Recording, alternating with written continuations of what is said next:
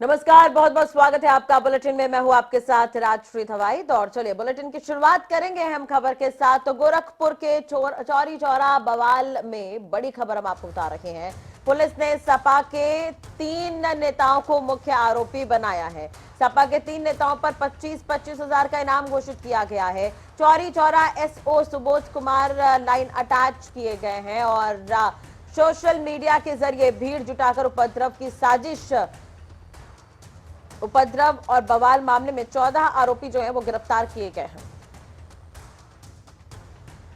तो आपको बता दें कि सपा सभासद समेत 9 आरोपी जो है अब तक गिरफ्तार हुए हैं। 47 अब भी पुलिस की पकड़ से दूर बताए जा रहे हैं। आपको बता दें कि चौरा चौरी को लेकर यहां पर जो है वो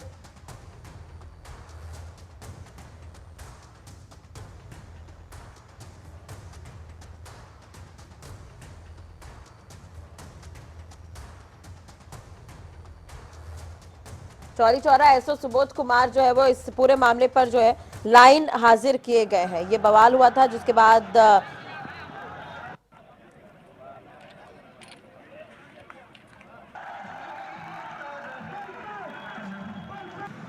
ज्यादा जानकारी और अपडेट के लिए बात करेंगे। सुभाष हमारे साथ जुड़े हुए हैं। सुभाष, पूरी जानकारी इस खबर को लेकर।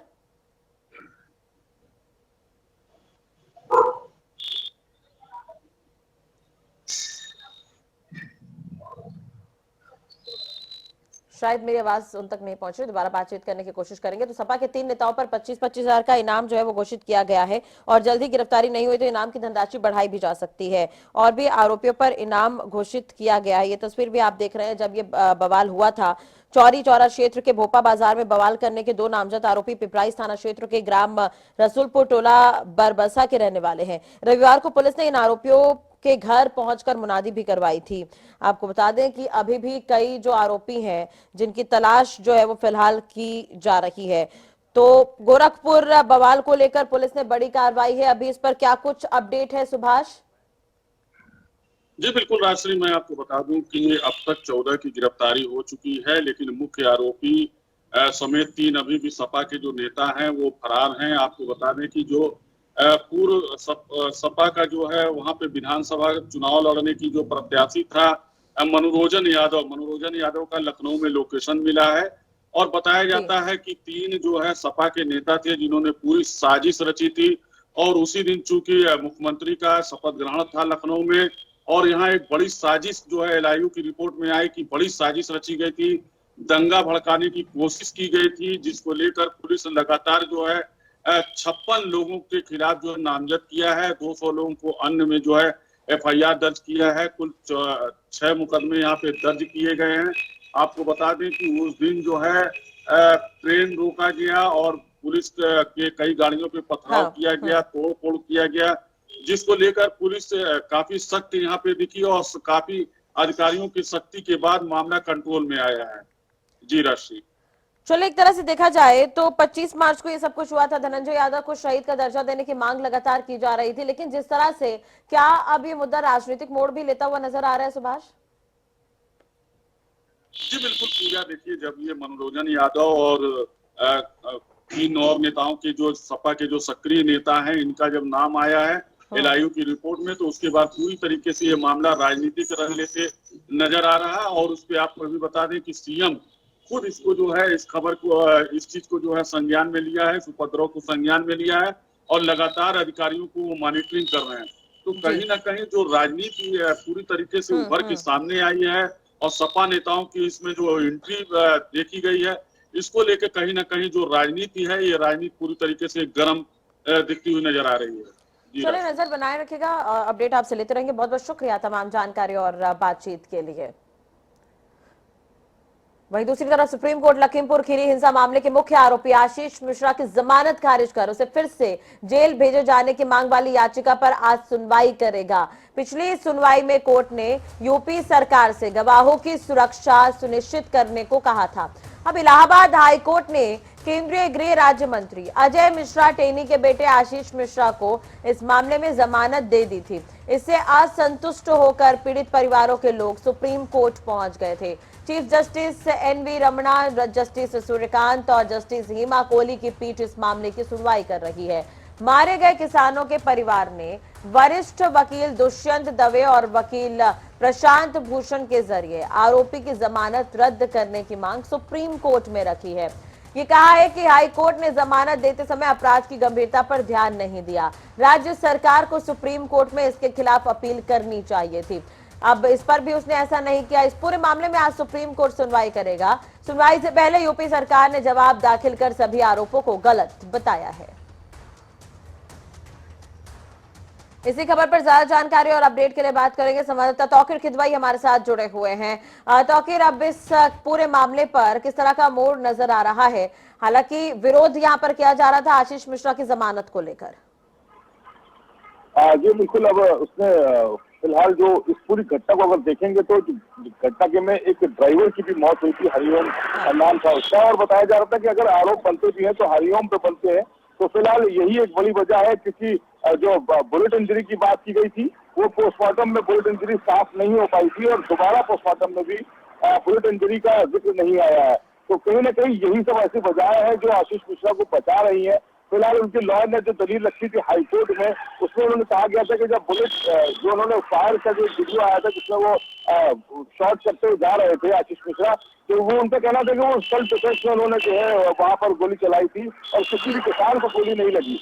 यानी कि जो भी मौतें हुई है वो किसी की गोली लगने से नहीं हुई है, वो गाड़ी चढ़ने से हुई है। और गाड़ी चलाते समय वो ड्राइवर उनका जो हरिओम था वो गाड़ी चला रहा था और उसको बाद में किसानों ने उसको भी मार दिया। तो कहीं ना कहीं वो पूरी तरह से आरोपों से बचते नजर आए थे। हाईकोर्ट ने भी इन्हीं दलीलों की वजह से उनको जमानत दी थी, लेकिन सुप्रीम कोर्ट ने थोड़ा आड़े हाथों जरूर लिया है सरकार को भी और आशीष मिश्रा के वकील को भी, और कहा है कि ये जो घटना थी ये दर्दनाक थी, बड़ी घटना थी। इसके और जो वकील थे जो किसानों के, उन्होंने भी पक्ष रखा था कि गंभीरता से इसको समझा नहीं गया, सारे पहलुओं को नहीं सुना गया, इसी वजह से उनको जमानत मिल पाई है। फिलहाल आज का दिन थोड़ा महत्वपूर्ण जरूर है क्योंकि आशीष मिश्रा बाहर हैं और उनके सहयोगी कुछ अभी जेल के अंदर हैं। चलिए, लेकिन गवाहों को यहाँ पर सुरक्षा देने को लेकर भी बातचीत हो रही थी तौकीर, इस पर भी हम चर्चा करेंगे। दूसरी तरफ स्पर्श हमारे साथ दिल्ली से जुड़े हुए हैं। स्पर्श, अगर हम बात करें तो सुप्रीम कोर्ट की जो याचिका रही, प्रदेश सरकार ने सुप्रीम कोर्ट में जो याचिका लगाई उस पर अब क्या कुछ इसमें नजर आ रहा है सुप्रीम कोर्ट की तरफ से, जो हलफनामा दाखिल किया गया था सुप्रीम कोर्ट में? देखिए, सुप्रीम कोर्ट में आशीष मिश्रा को जिस तरीके से इलाहाबाद हाई कोर्ट ने जमानत दी थी उसको लेकर जो है ये याचिका लगाई गई है। पिछली सुनवाई की अगर मैं तमाम मोटी मोटी बातें अपने तमाम दर्शकों को बताऊं तो पिछली सुनवाई के दौरान जो गवाह थे तमाम, उनको सुरक्षा देने को लेकर जो है यूपी सरकार को लेकर जो है कहा गया था सुप्रीम कोर्ट की तरफ से। तो ऐसे में हलफनामा आज सुप्रीम कोर्ट की तरफ से कहा दिया गया है। उन्होंने कहा है कि किसी भी गवाह को जो है किसी भी प्रकार का जो सुरक्षा का अभाव है वो नहीं है। यानी यूपी सरकार और यूपी जो पुलिस है वो पूरी तरीके से सभी गवाहों को जो सुरक्षा है वो कहीं ना कहीं जो है देती हुई नजर आ रही है। इसके अलावा एक जो महत्वपूर्ण जो पॉइंट था वो ये था कि जब इलाहाबाद हाई कोर्ट में जो है जमानत आशीष मिश्रा को दी गई थी तो वहां पर यूपी सरकार की तरफ से जो विरोध था वो जो है क्यों नहीं किया गया। इसके साथ साथ या फिर इसको सीधे तौर पर कहे कि सुप्रीम कोर्ट उनकी तरफ से याचिका जो है क्यों जो है दायर नहीं की गई उस जमानत के खिलाफ। तो ऐसे में आज सुप्रीम कोर्ट में किस तरीके का रुख जो है सुप्रीम कोर्ट का रहता हुआ नजर आता है।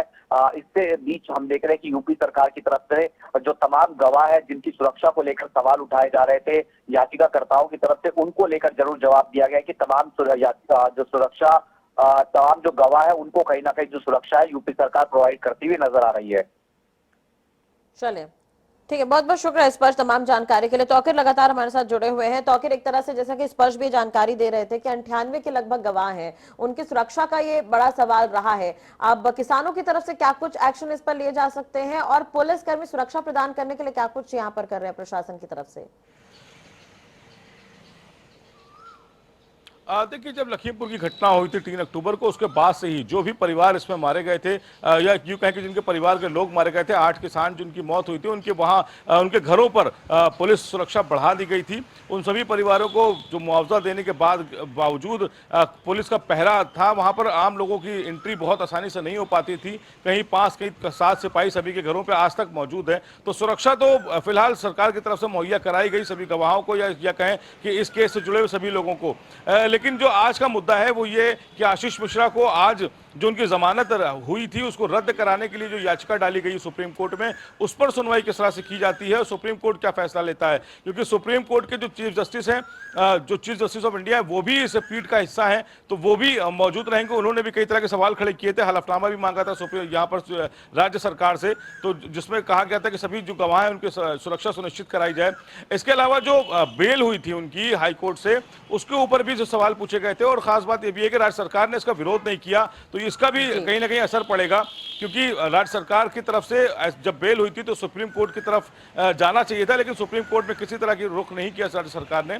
तो फिलहाल आज कई ऐसे बड़े मुद्दे हैं जिसको लेकर बातचीत होगी और सुनवाई होगी। कई ऐसे जो पॉइंट्स हैं जो आज जो पीड़ित किसान हैं उनके वकीलों की तरफ से उठाए जाएंगे। चलिए, इस पर नजर बनाए रखिएगा। बहुत बहुत शुक्रिया तौकीर तमाम जानकारी और बातचीत करने के लिए। एमएलसी चुनाव को लेकर अखिलेश यादव ने बड़ी कार्रवाई की है। 4 पार्टी पदाधिकारियों को सपा से निष्कासित कर दिया है। पूर्व एमएलसी समेत 4 पार्टी पदाधिकारी सपा से निष्कासित। पूर्व एमएलसी कैलाश सिंह को अखिलेश ने पार्टी से बाहर कर दिया है। रमेश यादव, विजय यादव, उपेंद्र यादव पार्टी से निष्कासित हुए हैं। तो ये बड़ी खबर हम आपको बता रहे हैं इस वक्त की लखनऊ से। तो पूर्व एमएलसी कैलाश सिंह को अखिलेश ने पार्टी से बाहर का रास्ता दिखा दिया है। वहीं दूसरी तरफ रमेश यादव, विजय यादव, उपेंद्र यादव भी पार्टी से निष्कासित हुए हैं। एमएलसी चुनाव को लेकर अखिलेश यादव ने ये बड़ी कार्रवाई की है। चलिए बढ़ते दूसरी खबर की ओर। तो बीजेपी के साथ मुस्लिम युवा जुड़ा रहा है और इस बार भी अल्पसंख्यक समाज ने बीजेपी के विकास और योजनाओं पर विश्वास जताया है। वहीं अब 2024 में बड़ी संख्या में अल्पसंख्यक खासकर युवा बीजेपी में शामिल होते हैं। तो वहीं आज जनता टीवी ने राज्य मंत्री दानिश अंसारी से खास बातचीत की है। क्या कुछ उन्होंने कहा है, आपको सुनवाते हैं। जनता पार्टी ने 2022 विधानसभा चुनाव में एक बार फिर प्रचंड बहुमत की सरकार बनाई।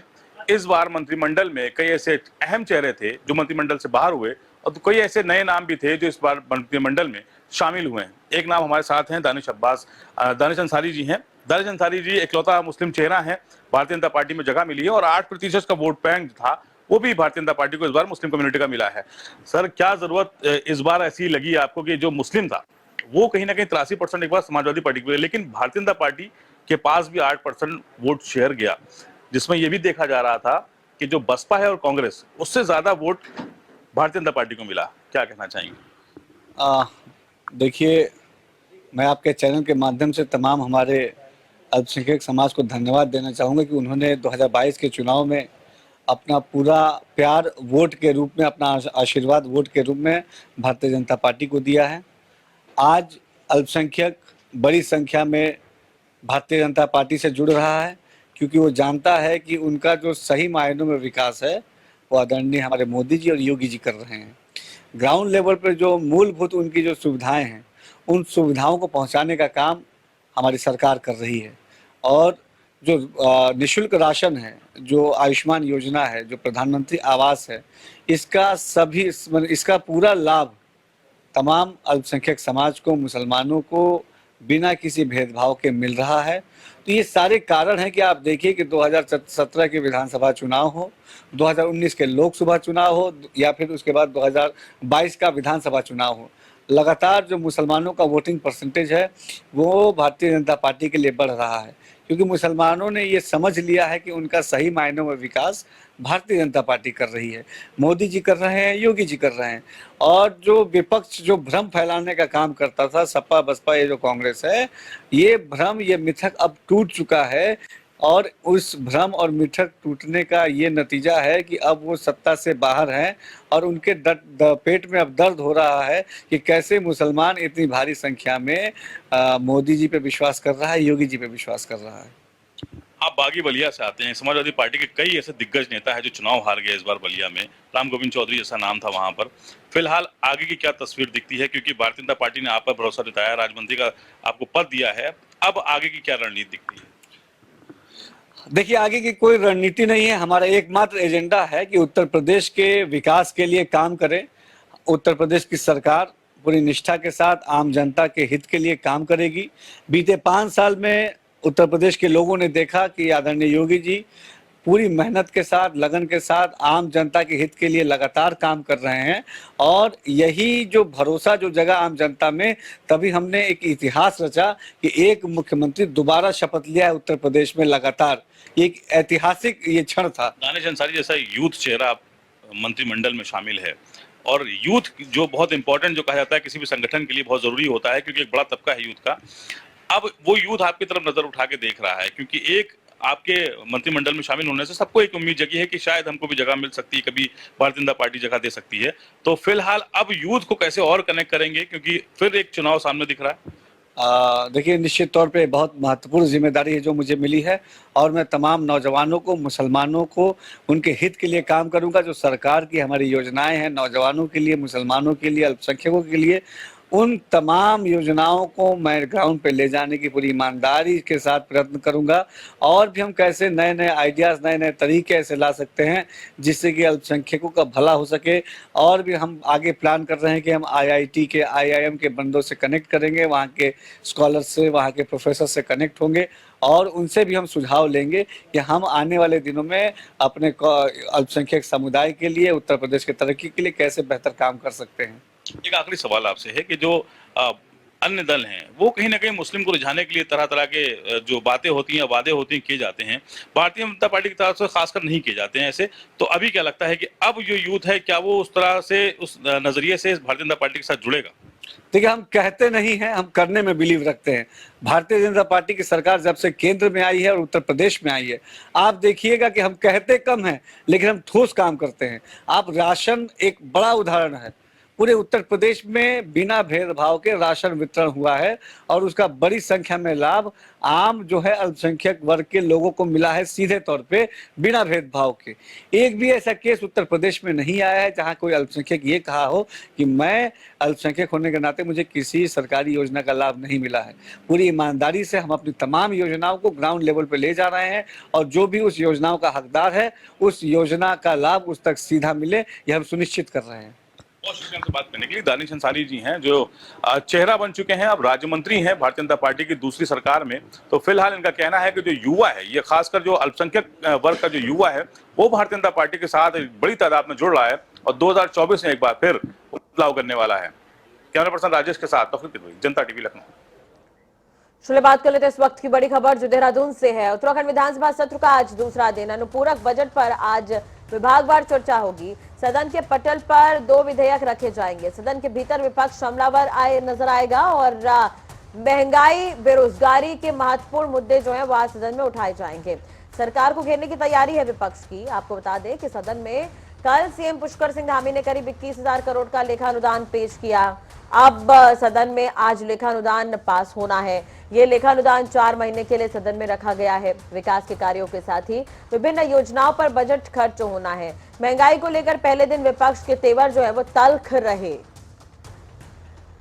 ज्यादा जानकारी के लिए बात करेंगे, संवाददाता नवीन शुक्ला हमारे साथ जुड़े हुए हैं। नवीन, एक तरह से देखा जाए तो आज विधानसभा सत्र का दूसरा दिन है। कौन कौन से महत्वपूर्ण मुद्दे होंगे, और कांग्रेस की क्या कुछ तैयारी यहां पर दिख रही है, क्योंकि कहीं ना कहीं विपक्ष जो है वो सरकार को घेरने की तैयारी में नजर आ रहा है। महंगाई जैसे महत्वपूर्ण मुद्दे हैं।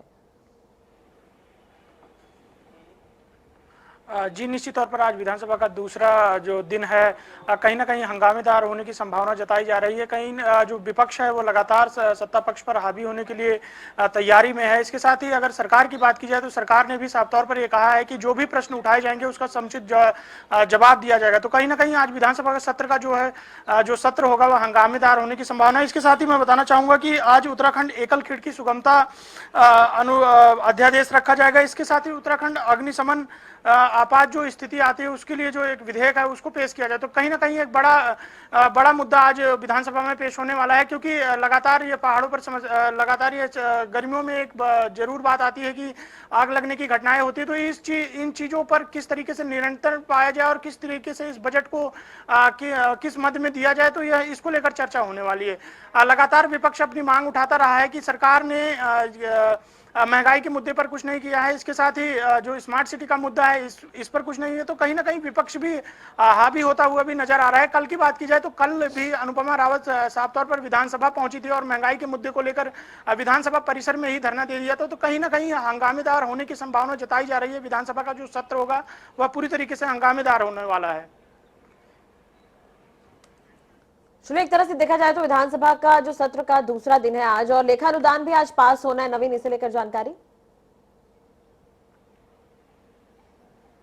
जी, निश्चित तौर पर लेखानुदान के लिए आज जो उसको बजट को लेखानुदान रखा गया है। इसके साथ ही सबसे बड़ी बात यह होती है कि जो भी सदन के पटल पर जो भी चीजें सदन के पटल पर रखी जाएंगी उसको समुचित रूप से किस तरीके से लोगों तक पेश किया जाए, जो वहां पर जो लोग बैठे हैं उन किस तरीके से उनको समझाया जाए, एक बड़ी बात यह होती है। इसके साथ ही क्योंकि व्यवस्थाओं को भी दुरुस्त करने का काम भी किया जाता है, तो कहीं ना कहीं इसको लेकर जो बजट है उसको लेकर सबसे बड़ी व्यवस्था समझाने की होती है। संसदीय कार्य मंत्री भी बैठते हैं, वह पूरी तरीके से जो भी कार्य किए जाते हैं उसे अपने तरीके से पेश करते हैं। तो कहीं ना कहीं एक महत्वपूर्ण बात जरूर होती है बजट को लेकर, क्योंकि अनुपूरक बजट है। विभागों को एक बजट इशू करना जरूरी होता है कार्य करने के लिए, कार्य प्रणाली के लिए, क्योंकि विकास के लिए बजट की आवश्यकता पड़ती है। तो कहीं ना कहीं सबसे बड़ी बात यह होगी कि इस बजट को किस तरीके से विभागवार कैसे बांटा जाएगा, यह सबसे बड़ा सवाल होता है। अब जब अभी 11 बजे जब कार्यवाही शुरू होगी तो राज्यपाल के अभिभाषण पर चर्चा होगी। इसके साथ ही बजट की जो व्यवस्था है, बजट किस हिसाब से विभागवार बांटा जाएगा, इस पर चर्चा की जाएगी। हालांकि विपक्ष का साफ तौर पर कल भी कहना था कि जो राज्यपाल का अभिभाषण हुआ, धन्यवाद प्रस्ताव नहीं दिया गया, इसके साथ ही पटल पर बजट रख दिया गया। तो कहीं ना कहीं धामी सरकार की जो है सड़क, पेयजल, स्वास्थ्य समेत व्यवस्थापन, विकास कार्यों जैसे सरकारी जो योजनाएं हैं उसे लेकर भी यहाँ पर चर्चा होगी। बहुत बहुत शुक्रिया नवीन, तमाम जानकारी और बातचीत करने के लिए।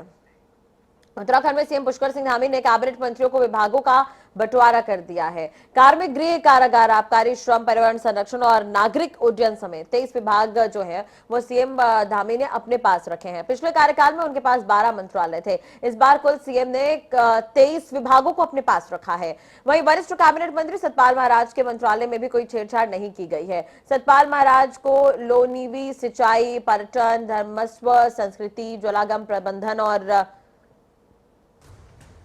पंचायती राज एवं ग्रामीण निर्माण नए मंत्रालय दिए गए हैं। कैबिनेट मंत्री डॉक्टर धन सिंह रावत का कद बढ़ा है, उन्हें प्राथमिक, माध्यमिक और उच्च शिक्षा मंत्रालय दिए गए हैं। साथ ही धन सिंह रावत चिकित्सा, स्वास्थ्य एवं चिकित्सा शिक्षा और सहकारिता, संस्कृत शिक्षा मंत्रालय भी देखेंगे। ये ग्राफिक्स के माध्यम से भी आप देख रहे हैं कि कौन कौन से मंत्रियों को कौन से जो प्रभार दिए गए हैं, जैसे कि सुबोध उनियाल जिन्हें वन समेत 4 विभाग दिए गए हैं। रेखा आर्या महिला एवं बाल विकास समेत 3 विभाग इनके पास हैं। इसके अलावा चंदन रामदास जिन्हें समाज कल्याण समेत 4 विभाग जो हैं वो दिए गए हैं। कुल 23 जो विभाग हैं वो खुद सीएम के पास है। इसके अलावा सौरभ बहुगुणा जो पशुपालन समेत 4 विभाग अपने पास इन्होंने रखा है। पुष्कर सिंह धामी गृह समेत 21 विभाग, यानी कुल मिलाकर 23 विभाग इनके पास हैं। सतपाल महाराज जिन्हें लोक निर्माण समेत 7 विभाग दिए गए हैं। चलिए, इसी के साथ ही फिलहाल इस बुलेटिन में इतना ही। अपडेट्स के लिए आप देखते रहिए जनता टीवी। नमस्कार।